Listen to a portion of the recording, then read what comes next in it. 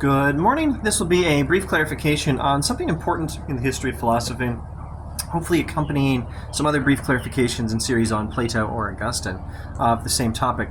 In modern thought, we look at philosophy that tries to be happy, and we suspect it of being selfish. Think especially of things like Plato's Republic, saying that justice is good in and of itself, and it makes us happier in and of itself, quite independently of any external circumstances.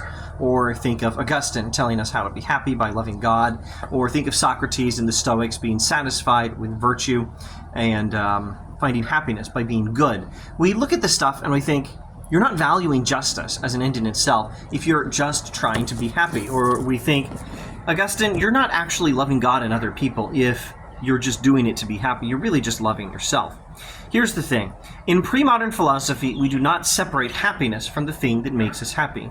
We do not say, I want to be virtuous because then I'll be happy, and then wonder if it's bad to use virtue as a means to the end of happiness. To be happy by enjoying something means that there is objectively value in that something. When we enjoy it, we're recognizing that value. We're not using it as a means to our own ends, but we're recognizing its value. The state of being happy and the state of enjoying something, which is objectively a good thing, are the same state. When we seek to be in that state, we're not trying to use that thing as a means to our own ends of happiness. We're seeking the state of being happy and the state of enjoying the goodness of that thing, which are the same state.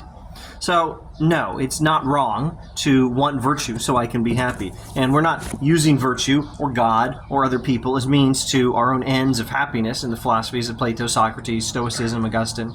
Of course, there are ways to get it wrong. There are ways to use people as means to your own ends. There are ways to be selfish. For one thing, you can have your valuation of things all out of order. You can think, I matter more than other people do.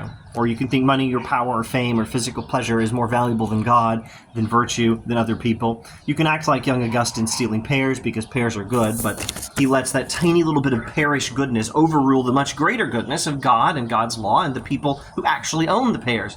Or you can hurt other people in an effort to be happy yourselves when you think that when we think that we ourselves can satisfy our own desires, when we reject the ordered reality in which we find ourselves.